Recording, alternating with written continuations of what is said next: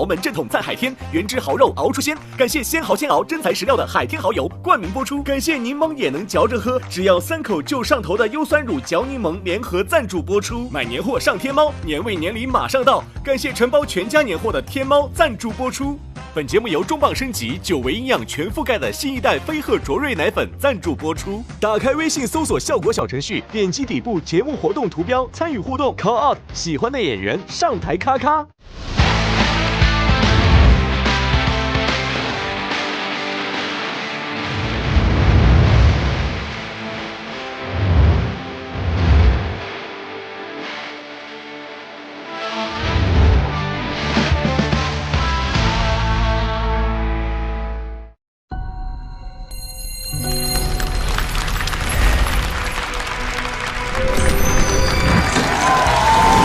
有请品牌挚友范志毅，主持人张绍刚。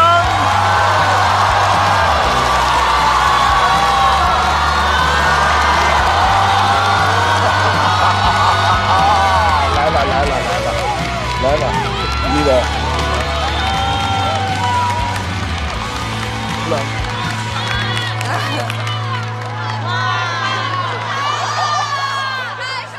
名人不说爱话，各位好，欢迎来到由鲜蚝鲜熬的海天蚝油冠名播出的主咖和他的朋友们，我是主持人张绍刚，欢迎各位光临。我们这节目虽然是叫主咖啊，但是你如果要当主咖，人生阅历得丰富吧，是吧？得有一定成就吧，得有槽点吧，对，最重要的是得愿意来吧。所以节目一度曾经想改个名字叫普通人。找主咖难，但是你要找一个主题其实没那么难啊。比方说我们这期的主题叫人生不怕从头再来，就是每个人的人生都有遇到困难的时候，当遇到困难的时候，不要自我否定啊，不要质疑自己，从头再来。被很多嘉宾拒绝以后，我们就是这么劝自己。没想到今天我们真的就找到了一位主咖。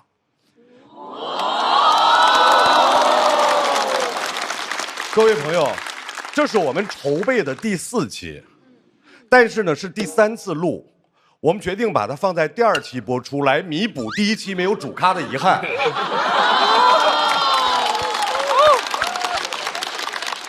大家听得乱吗？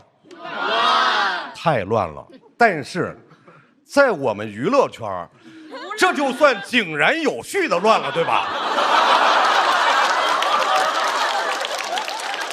这期的主题呢，其实非常适合一位主咖，他很愿意来，而且带了他的朋友来。我可以给大家透露一下，我是他的超级迷弟。我是看着他的电影长大的。你们就想吧，那他得多大？叫什么咖位？掌声有请刘晓庆。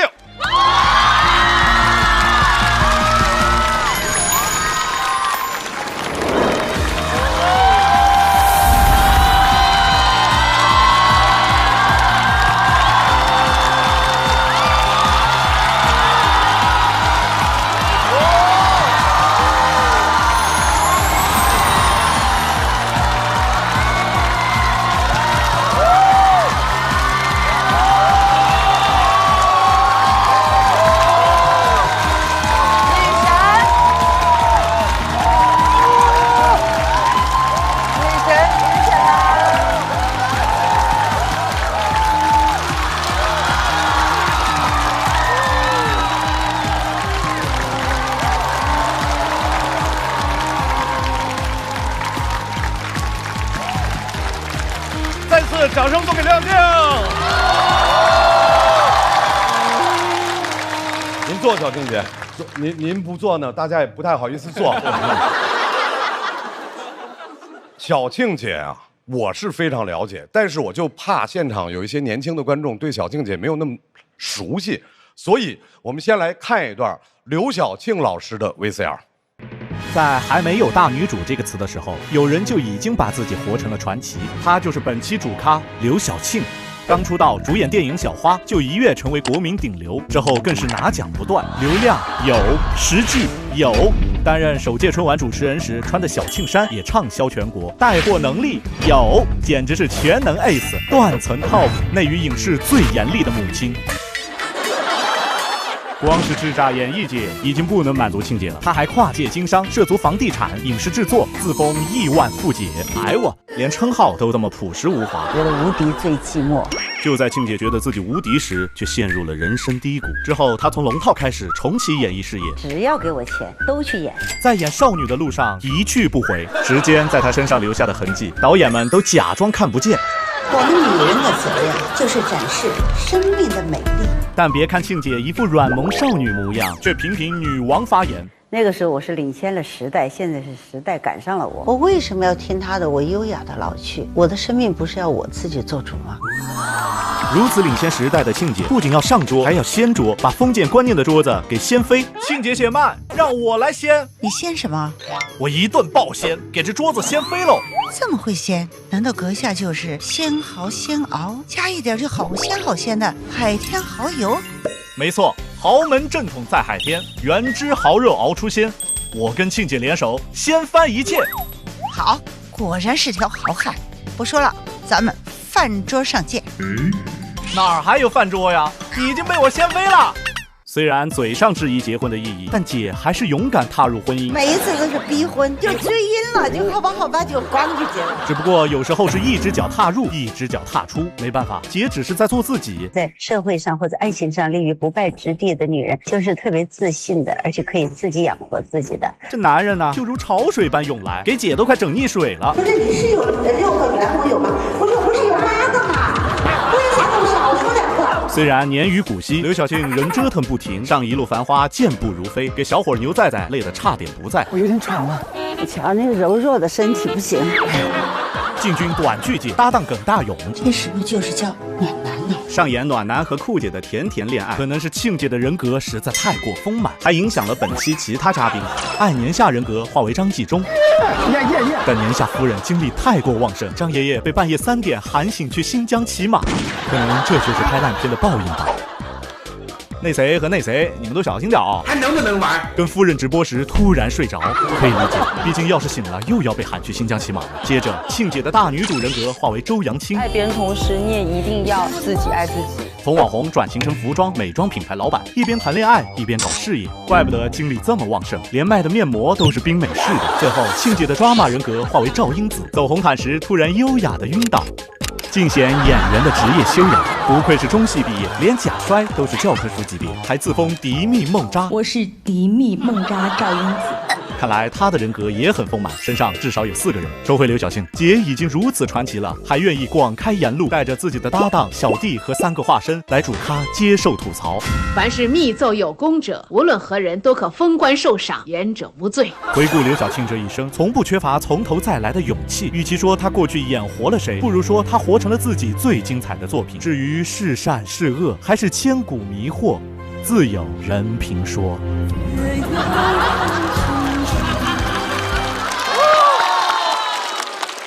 怎么样，小庆姐的人生是不是精彩到让人羡慕？是，非常符合我们今天的主题，从头再来。小庆姐甚至于她的自传的名字都叫人生不怕从头再来。电影明星，亿万富姐到跌入低谷，对吧？我们每个人可能都会说，哎，我们都经历过低谷，但是小庆姐那个低谷不是一般的低谷，朋友们。而且人家重新一步一步走出低谷之后，真的从龙套开始演，又演回大女主，不仅事业好，身体还好。大家在综艺里面看到了爬雪山健步如飞，而且前段时间的新闻体了个检，骨密度是同龄人的172%。啊，哎，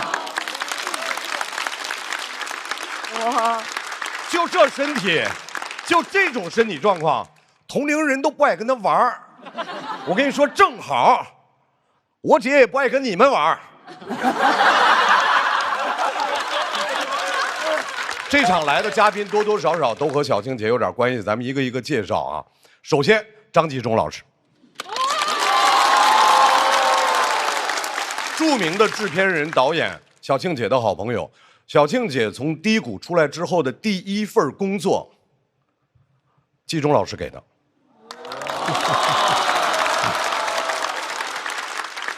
小庆姐是那种忘旧的人吗？这么多年来，小庆姐终于想的，不行，要报答她。报答的方式就是把她叫这儿来，让人吐槽。下面这位，我介绍的时候大家注意听啊，因为真没人认识，真的不知道节目组是从哪儿挖出来的。耿大勇先生，据他自己说是一个影视演员，微博足有40个粉丝。现场的观众在那拍手，都在想，这个数字太难了。为什么大勇会出现在这儿？因为他去年和小庆姐一块拍了个短剧，他们在那短剧里面演夫妻。实际上他俩差着30岁。我跟你说，大勇，这也就是在剧里，在现实生活里啊，小庆姐肯定不会找你的。牛仔仔，演员，没有作品；歌手，没有作品。能来主要是因为去年参加了《一路繁花》，对，在节目里面大家也看到了，给小庆姐搬行李啊、打水。这次小庆姐就问他说：“仔仔，跟姐上节目，马上就答应，是这么回事吧？”周扬青，我的好朋友，著名网红。谢谢。美吧？和小庆姐一样，都因为手撕男友受到大家的关注，经历了别人的大落和自己的大起。我跟你说，杨青，你听我一句话，吃一堑长一智，咱就学吧，学了的本事都是自个儿的。欢迎周扬青，没毛病。下面这位朋友，我得多说一说，赵英子，演员，谢谢谢谢。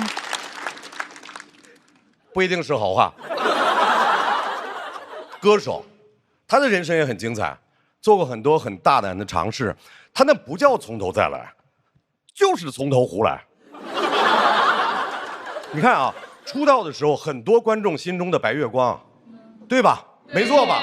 但是再看近年来，因为什么被关注？自称自己叫什么迪蜜梦扎。对，你看我还得想，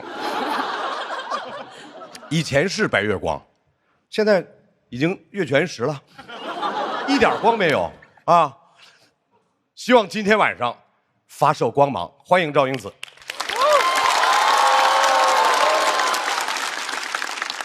范大将军，我的好搭档，也是我们节目的挚友。他就不是从头再来了，7期都来。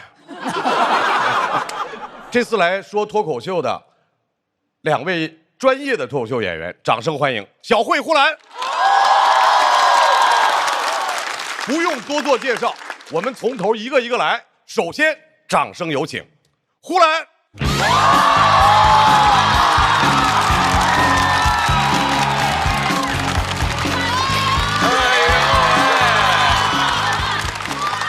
哎呀，谢谢。哎呀，我知道你们很热情，但是非常抱歉啊，今天新年第一天，让你们来看了这么个阵容。这都不是有名没名的问题了，我都感受到我去上那些综艺，那些偶像的粉丝看到我之后那个感受。这是谁呀？这是。一开始是这么跟我说，他说跟我说这期有刘晓庆、张纪中，问我来不来，我说来呀，太好了。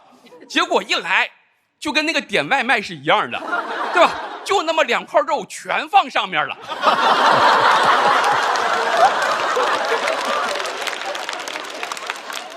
今天主咖是小庆姐，按辈分来说，其实应该叫姨，对吧？啊，她不干，她非要让叫姐。我姐今年76了，我姐1950年生人，啊，我姐比祖国母亲小1岁。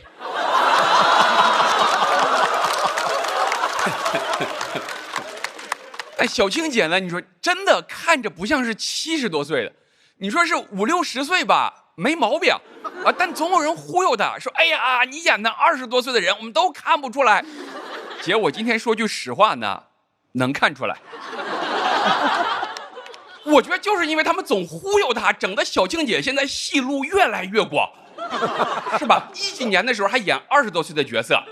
前年开始演18的了，剧里面18岁少女大婚，盖着一个红的那个红盖头，出嫁，还一群人说：“哎呀，看不出来，看不出来。”谁家结婚说好了18，来了个76的，然后还看不出来呢？我们小的。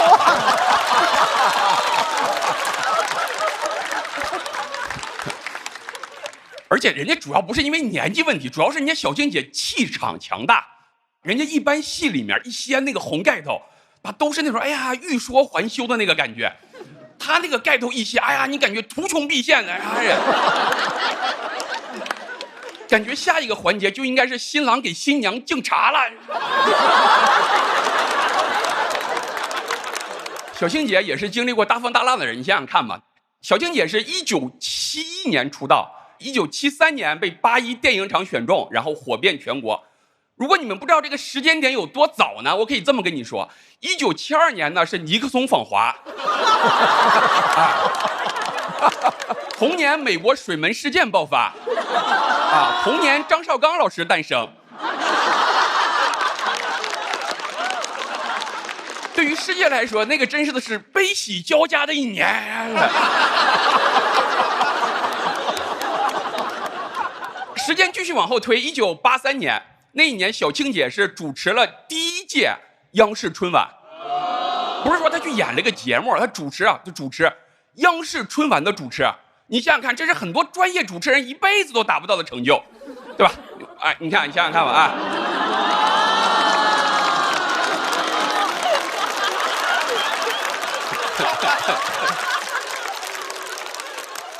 不是我一直想损张老师，主要是其他人年纪太小，70、80年代只有张老师的时间线跟小庆姐有交集。83年这个时间线，其实张纪中导演跟小庆姐其实有交集。大家知道83年有一部83版的《射雕英雄传》，哎，这非常经典，不是张纪中老师拍的啊，对吧？但是在他拍出他那个版本之前，83版也没有那么经典啊，是吧？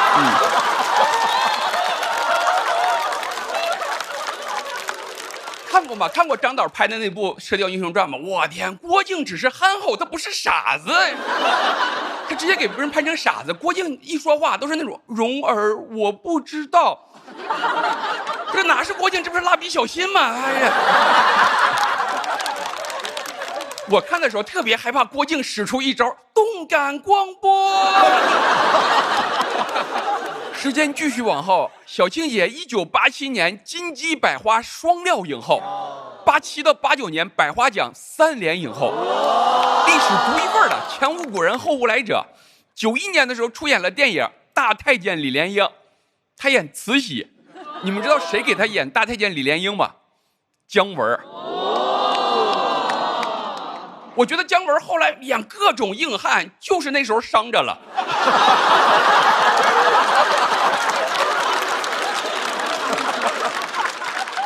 就是这几年，小庆姐在电影界一路高歌猛进的时候，其他嘉宾陆续出生了。88年周扬青诞生，89年我诞生，90年赵英子出生，主咖迎来了3连嘉宾啊，这是啊。真的，谁能想你毫无交汇的几个人，在今天同一天能产生交集？说实话，我们到昨天都还没有交集呢。是啊，我跟那个周扬青跟小庆姐今天都是第一次见，更加神奇的是，周扬青跟小庆姐今天也是第一次见，没有任何交集。就这种毫无关联的程度，让我想起来了曾经的一期节目，主咖是萧亚轩，嘉宾是赵四，说他俩都是亚洲舞王。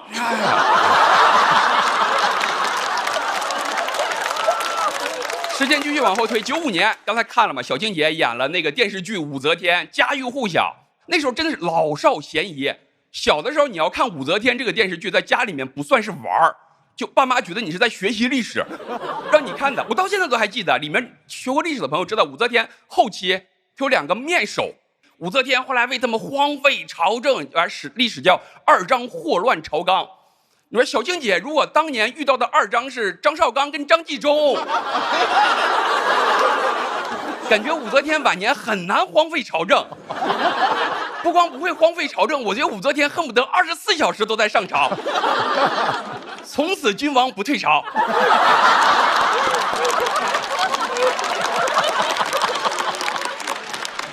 历史书就会写，晚年的武则天因为无法忍受后宫的嘈杂与油腻，奋发图强，开创了贞观之治之后的又一个盛世，对吧？然后武则天去后宫一看，哎呀，铜雀春深锁2章。锁2章，这都是开玩笑的啊！开玩笑，历史不能假设，但还好历史不能假设了。95年的时候，小庆姐还出了一本自传，刚才看了，叫《电影明星到亿万富姐》，特别好卖。然后20年后，15年的时候，她又出了本自传，叫《人生不怕，从头再来》。咱不说这中间发生什么了，你想想看，一个人越说不怕什么，他一定是经历了什么，是吧？姚明不会写本书说，哎呀，人生不怕长得矮，对吧？只有武大郎会写本书叫《人生不怕长得矮》。但我觉得小庆姐2015年这本自传特别励志，物以类聚，人以群分。小庆姐这些年后面遇到的这些伙伴都是那种特别励志的类型，都是特别励志。你想看牛仔的，牛仔这是他这几年遇到的朋友，参加的是《青春有你》，大家知道那是一个前9名能够出道的比赛，牛仔在排47。你知道吗？你想安慰他，你都不知道说点什么，毫无争议的落败了，甚至都没有留下来什么遗憾，真的没什么好安慰的。你只能说，在那一刻，所有的付出和汗水都没有得到回报。但无所谓啊，你看人家经过自己的努力，去了一路繁花，把姐姐们照顾得非常开心。而且你想在那么恶劣的综艺环境下生存了下来，很难的。你们看过那个生存环境多恶劣，对吧？你需要察言观色，审时度势，挑拨离间。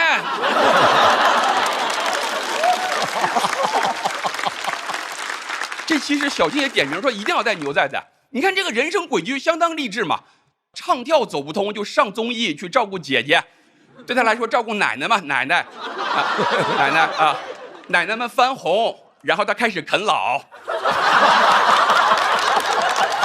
人生不怕从头再来。都说他在节目上勤勤恳恳，2件事，节目上勤勤，节目后恳恳。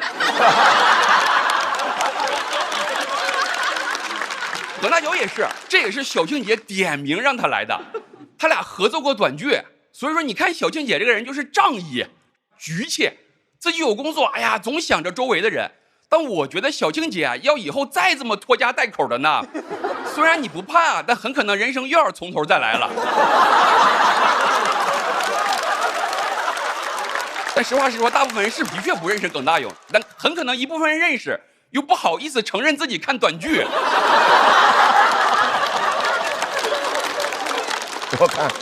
我看，又假装不认识。我耿大勇我特别好，我就给人的感觉就特别的亲切。刚才我还问他，我说后面有什么工作安排呢？他说明天会去看看东方明珠。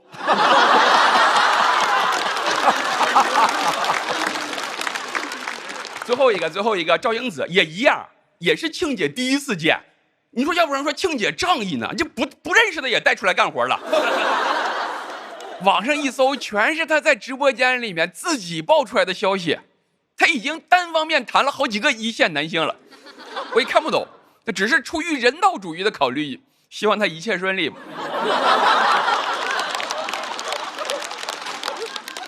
我真觉得下一次你可以在那个视频的左下角标一下，该内容疑似使用 AI 技术合成。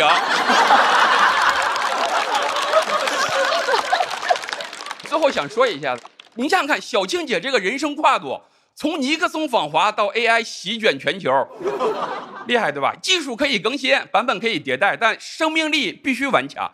祝小庆姐永远健康快乐！谢谢大家，我是呼兰。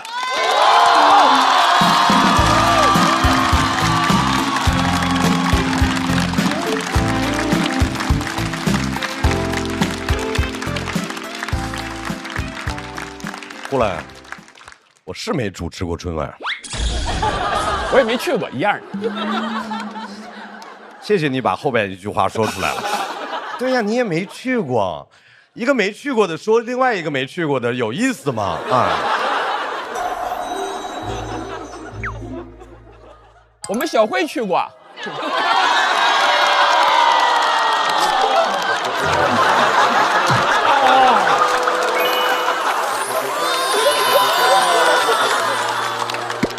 好，这篇翻过去了。呼兰真的太棒了，而且我出生那年居然发生了这么多的事儿，是啊，改变了历史的一年。是，下一位要上场的，真的这些年越做越好，掌声欢迎越来越聪明的周扬青。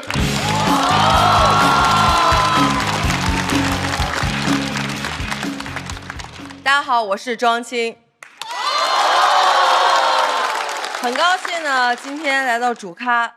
其实邀请我来主咖最好的时间是10年前。你们节目组怎么今天才邀请我呀？你看，你们明显不会做时间管理。开始呢，我也好奇为什么找我。他们说这场有刘晓庆、庆姐，敢爱敢恨，事业有成大女主。说我也是那种大女主，那不敢不敢。我怎么跟人家庆姐比呀？我算是大女主，大家看到我还是想听男主的事儿。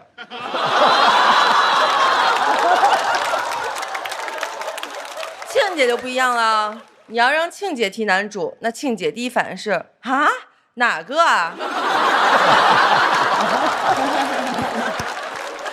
现在庆姐是我的榜样了，因为我也开公司了，做的还可以，很多人呢都买过我们家面膜。张老师也自己买过，谢谢张老师。您客气。哎，但就是因为张老师用过，搞得我都想在我们家面膜上加一句话：效果因个人体质存在显著差异。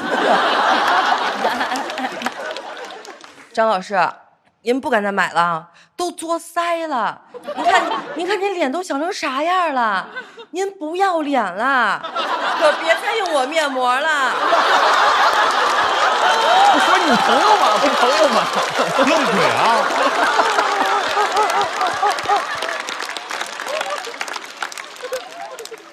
你看范志毅老师就很懂要脸。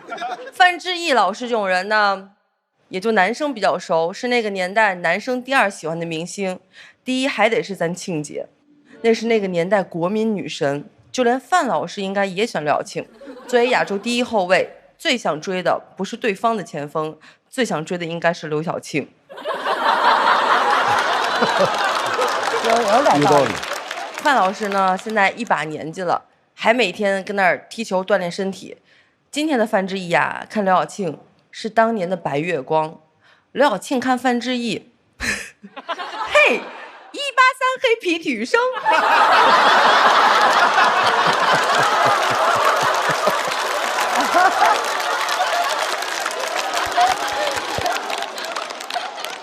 来，我们再说说张纪中张导，70多了还来参加节目，可以理解，毕竟4个孩子要养，在本该颐养天年的岁数，还承担着抚养子女的义务。你看刘晓庆庆姐就从来不吃这套，现在70多了还在谈恋爱，每天就是爬山、跑步、打羽毛球。你看人这皮肤状态，根本看不出来70多岁。咱也不知道咋保养的，他也不说。反正我是整容啊，这事儿我10年前就承认过了。那时候我身边的都不理解，说你为什么要承认呢？你看这话说的，你整过容你自己不说，你以为别人看不出来呀？不打针咋整？打羽毛球吗？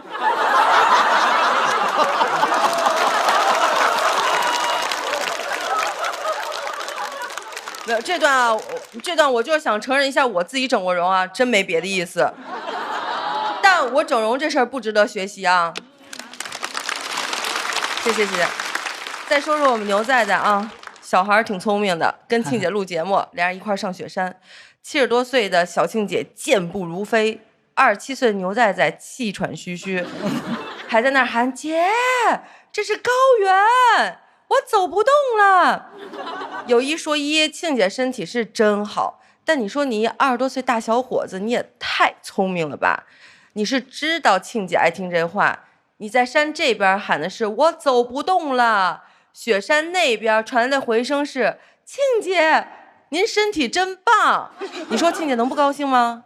你不是走不动了，你是不想走了，你想往上爬吧。发现喽！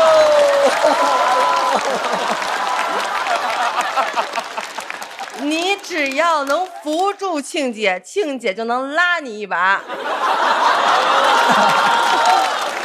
但我还是很佩服庆姐一路走来大红大紫，大起大落。好在所有的低谷都扛过来了，所有的坎儿也都迈过去了。这里呢，我真的是由衷的说一句，庆姐，您腿脚是真好，不像我正常走路都已经气喘吁吁了，要不然我也走不动了，你也拉我一把吧。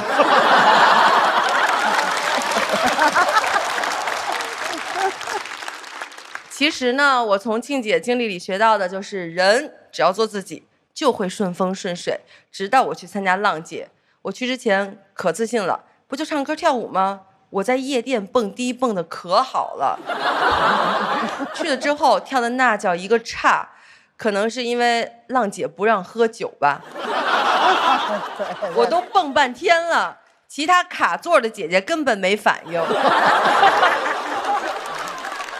这时候呢，我就发现，其实并不是做自己就一定会顺风顺水，但是没关系，如果做自己只有顺风顺水这一种结果的话，那我们庆姐的人生远没有今天这么精彩。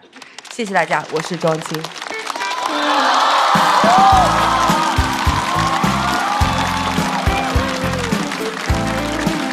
开始吧，讲的太好了。周扬青是一个非常非常成功的一个应该叫商业奇才。但是咱们不是说好不说那面膜的事。马上要上场的这位朋友，我们大家一定要用更热烈的掌声，因为微博才40个粉丝。之前耿大勇在老家的一家国企上班，后来就决定出去闯一闯，就把老家那份工作就给辞了。辞了工作去横店干嘛？去横店就是全职做演员，通俗的讲叫横漂。2024年，人家还获得了优秀的横漂演员的称号，所以我们不难看出，就是大勇的这个演技，应该是在老家上班的时候学的。有请优秀的横漂演员耿大勇。加油！加油！加油！谢谢。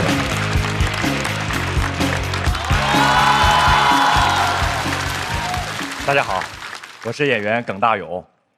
大家都说不认识我，我是演短剧的。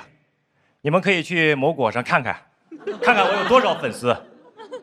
你们不认识我怎么了？观众也不认识我。我就是个168线的小演员，我也很纳闷，节目组为什么会请我？难道是因为我的名字里有梗？那我只能对导演说，你们也真是挺勇的。在演戏之前呢，我在一家国企烧锅炉，烧了10几年，那是一份非常稳定的工作，只要我愿意，我可以烧一辈子。一直到38岁，我决定从头再来，当个演员。刚开始去横店当群演，连一句台词都没有。那段时间呢，我真很怀念我烧锅炉的那段时光，那是我离火最近的时候。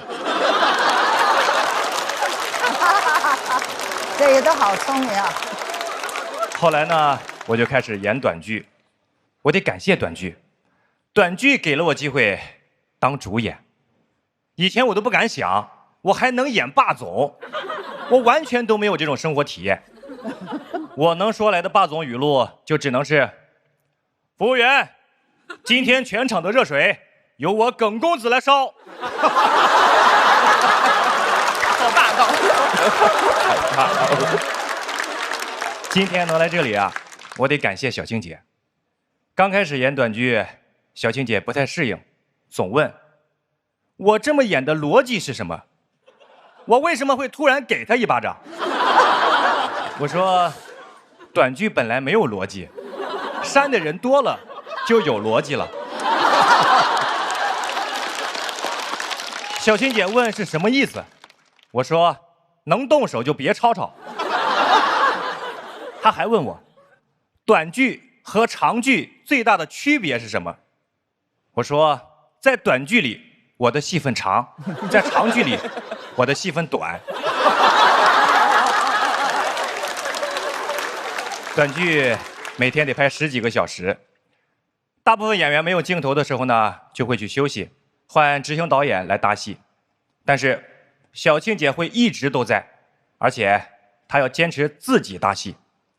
其实我挺理解她的。上年纪了，觉少。我们拍戏的时候呢是冬天，给我冻得都不行了。但是小庆姐呢，却每天一杯冰咖啡，而且她的手是特别暖。我很好奇，就问她：为什么你喝冰咖啡手都还是暖的？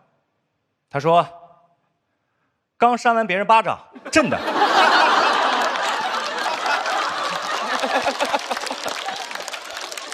在剧里呢，小青姐饰演一个医生。最早剧本里，我第一次见小青姐的时候呢，是我去找她看病，看口腔溃疡。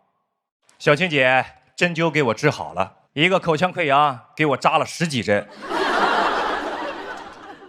小青姐果然还是喜欢渣男啊。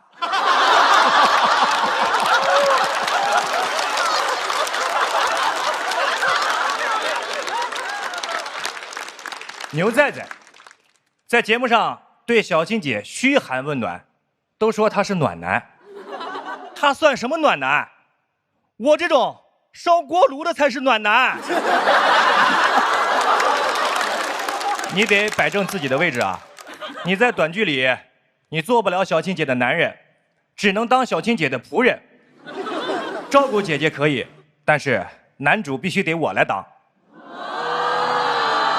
幸好今天不是在演短剧，不然你这种人，我只会跟你说：这里是500万，离开我的女人，你这个仆人。好的。张继荣导演拍过很多大戏啊，期待着跟您的合作啊。都说没有小角色，只有小演员。张导，我说这话没有什么别的意思啊。就是想看看您那儿有没有什么小角色给我这个小演员。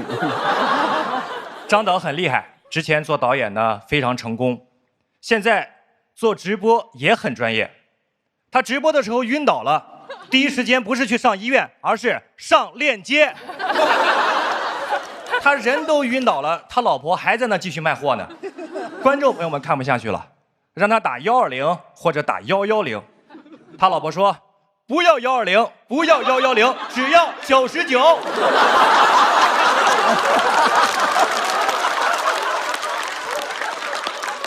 赵英子，我真的是不太理解啊！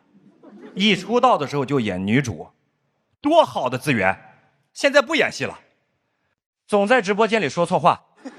赵英子，有一部短剧很适合你，前世说错话被网暴。这一世我要夺回我的一切。哎，怎么又说错话了？赵英子说，当演员拍戏太辛苦了，不想拍戏。我很认同。我这里呢有一份很好的工作介绍给你，特别轻松，烧锅炉。我还是很爱演戏的，我的目标是让人们看到我的时候会说：哎，这个演员我好像在哪见过。和小青姐演过夫妻以后呢，离这个愿望更近了一些。有人会说他是那个刘晓庆老公，我有点不好意思啊。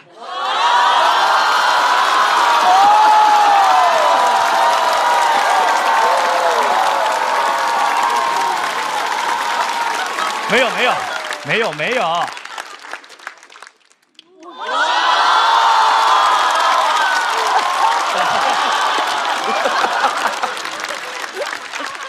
道具虽然是假的，但我对小庆姐的爱是真的。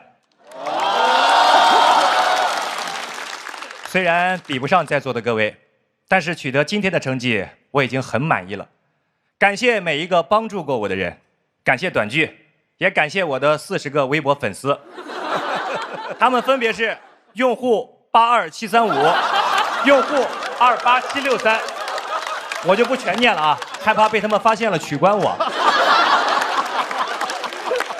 当然，最要感谢的呢还是小庆姐啊。之前小庆姐说希望自己可以活到150岁，有的人说觉得是玩笑话，但是我希望是真的。希望到公元2100年的时候，150岁的小庆姐还和120岁的小耿在一起演戏。小庆姐，我跟你一起白头偕老，我给你烧一辈子热水。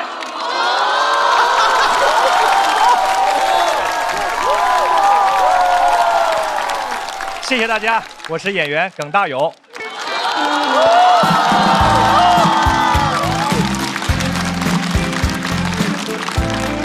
很厉害啊！今天每个人的打法都很乱，是吧？但是大勇，我告诉你一个好消息，因为我在小庆姐的旁边，我可以告诉你一下，截止到目前为止，在这么多朋友演完之后（括弧包括呼兰），你的这段，小庆姐是笑得最开怀的。哎呦，说心坎里喽。对，确实是。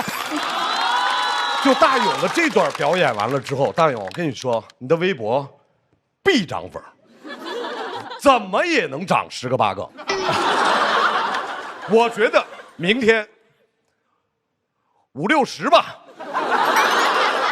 太好了，关键这是大勇第一次在这样的舞台，我们再次谢谢大勇的表演。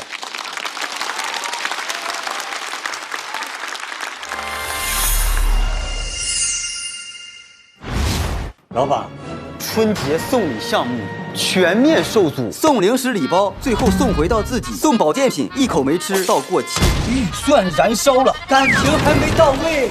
停，是时候拿出秘密武器了。海天礼包，送贵宾，大师联名彰显品味；送朋友，潮流时尚有滋有味；送长辈，健康美味，心意到位。春节送礼送海天，有体有面有年味。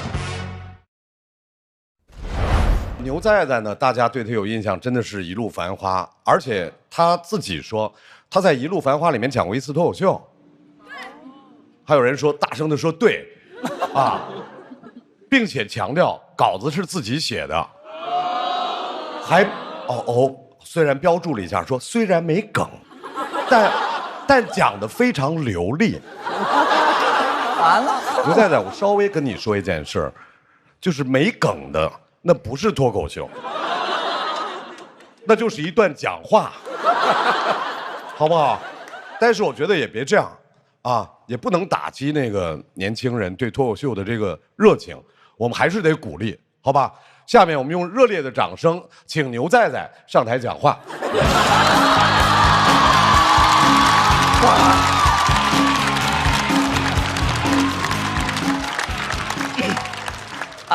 大家好，我是牛仔仔。那我讲两句啊。在座的各位呢，其实我最熟悉的就是小庆姐了啊，因为我们一起录了《一路繁花》，这里小庆姐认证了，说我是繁花坛里她最喜欢的啊。结果呢，录到后面连我姓啥都不记得，叫我刘仔仔。不过没关系啊，我不在意的，因为我最喜欢的也是你啊，牛小庆。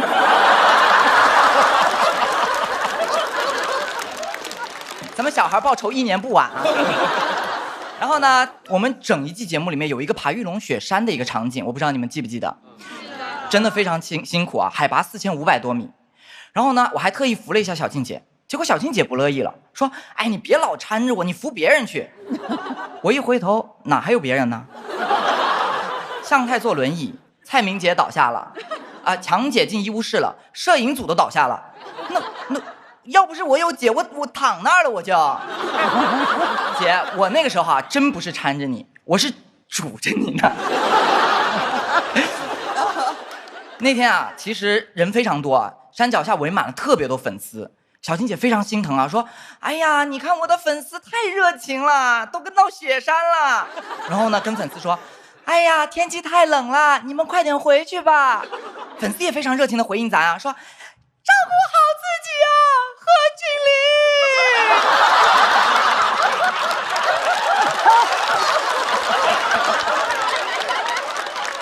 小庆姐一下愣住了，说：“哎，贺峻霖？是我哪部戏的角色来着？”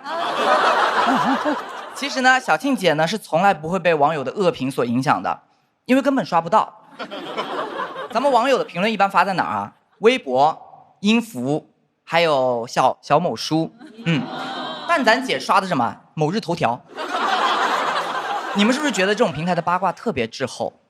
完全不是，非常超前呢。姐经常在网上刷到自己的死讯，还给我们转发呢。说：“哈哈，你看我又死了。”笑死。感觉可以啊。我相信大家跟我一样就是加到名人以后会非常好奇他们的朋友圈，对不对？我悄悄告诉你们，小庆姐的朋友圈全是关于自己的营销号的文章，比如什么刘晓庆中国女人最好的榜样，还有那种3个细节看出刘晓庆有多谦虚。姐，不用3个细节，2篇文章我就看出来了，你一点也不谦虚。当然不谦虚。姐呢，其实平时也挺爱跟我们聊天的，跟我们讲一些自己的经历比如说第一次拍戏第一次结婚呢。每次讲开头我们就特别好奇，我们说后面呢？后面买我的自传就知道了。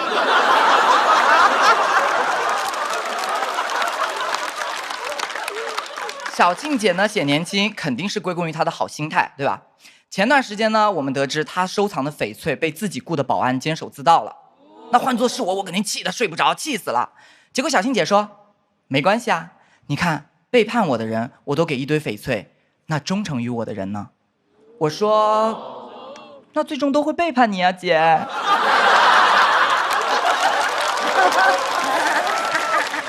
我自从发现小庆姐的翡翠被偷以后赵英子就开始直播卖翡翠了。可能是巧合吧。我喜欢小庆姐，是我偶像。赵英子有任何舆情都是第一时间直播回应的。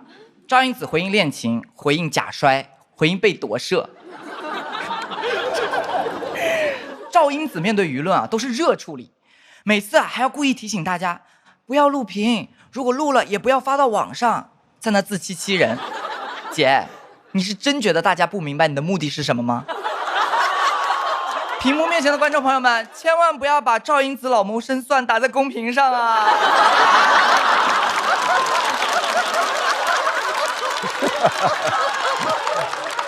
这个是真不用发，这个是真不用发。周扬青姐姐，第一次见面，我做个自我介绍姐姐你好，我叫牛仔仔。别记错了，我可不是什么小羊、小马、小佩奇。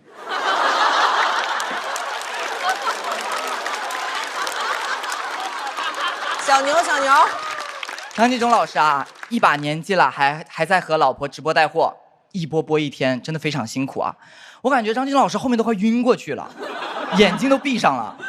网友们特别担心结果他老婆根本无所谓宝宝们快下单，你看老张闭眼入。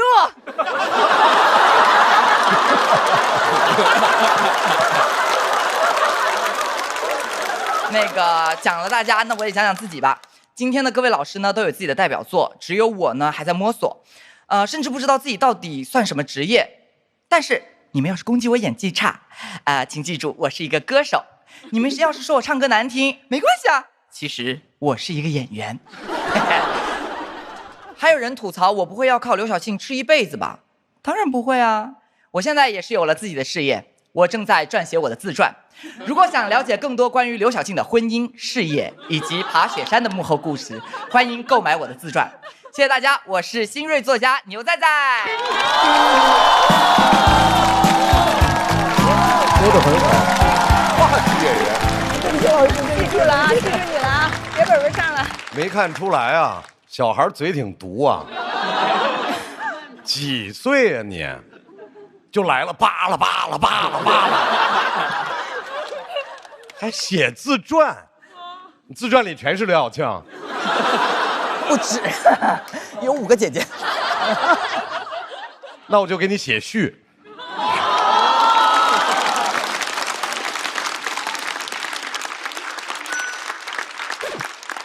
原谅他，原谅他，童言无忌啊，小孩儿，什么事儿都不懂，连个作品都没有，你和他计较什么呀？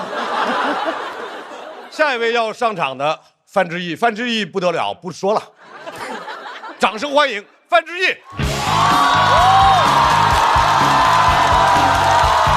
你就起哄，你就起哄。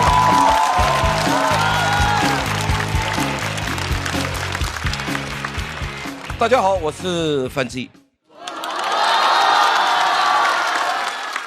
前2天啊，节目组和我说这期是刘晓庆庆姐来，我说哎呦，那得叫阿姨了吧？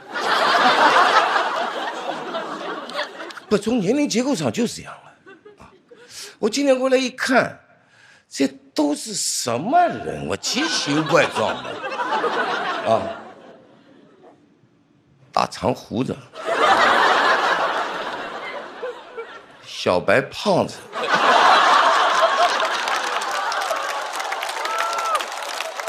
哎，还有我这个183的黑皮体育生，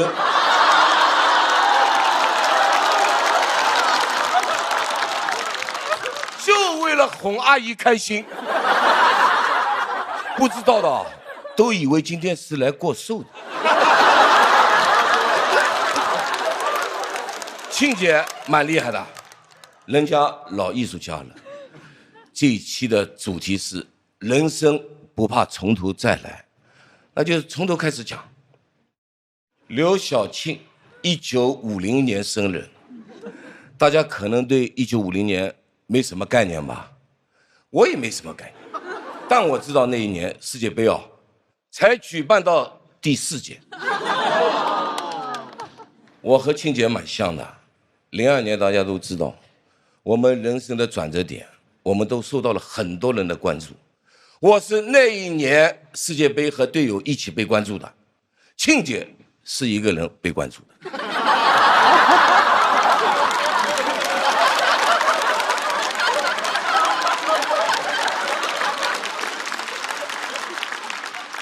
但庆姐可能不关注足球啊，没有看到我比赛的直播。庆姐没事的，新闻里也有讲的呀。你在新闻里没有看到我吗？我在新闻里看到你了。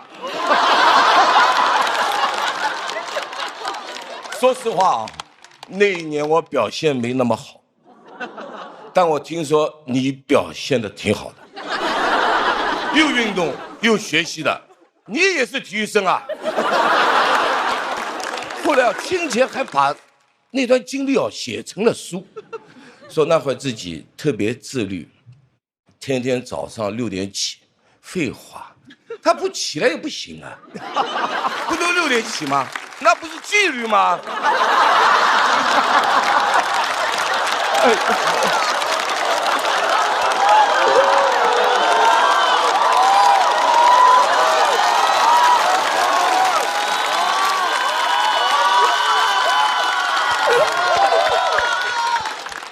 庆姐，我很佩服的，人家蛮厉害的，能走出来，事儿过去了就是过去了。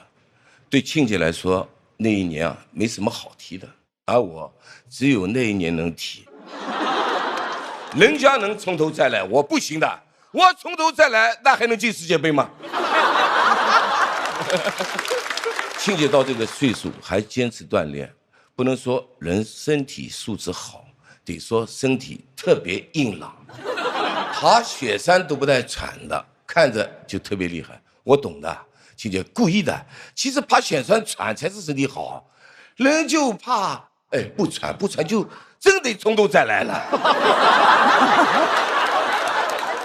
庆姐也热爱运动，运动完还发微博说：“哦，今天又打羽毛球了，打得天昏地暗。”我说：“庆姐，侬当心了，侬当时是不是已经晕过去了？”赵英子之前走红毯摔倒过，很多人说他假摔，我看了，人家摔得真挺真的。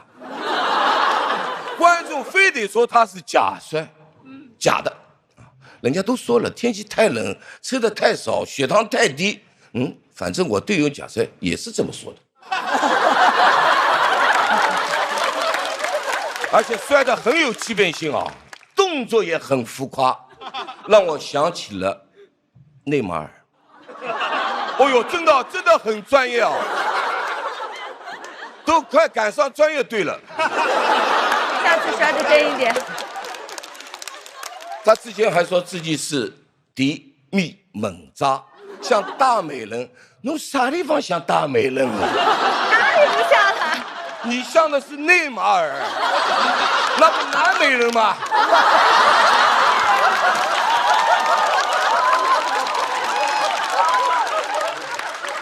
但我懂他，但真的我懂他，他这么一摔有镜头啊，比赛的话还专门有回放啊，特别假还有特写啊。对，这种动作在场上肯定算要犯规的吧？下不为例啊。你晓得牛仔仔，谁会管自己叫牛仔仔？你这个名字感觉李诞会在直播间直接卖了你。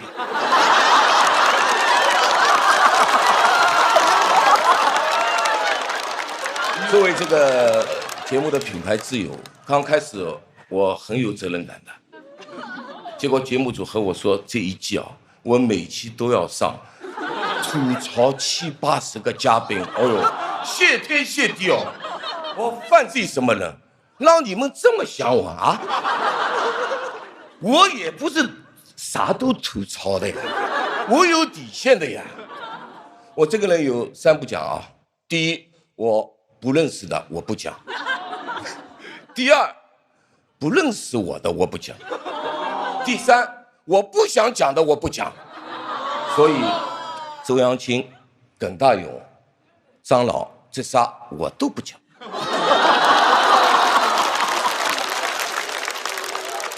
但最后我要讲，青姐真的蛮厉害的，不管什么时候都不怕从头再来，在哪跌倒在哪爬起来，在哪摔倒就在哪站起来，咱别假摔就行。谢谢大家，我是范志毅。还有这个，哥哥。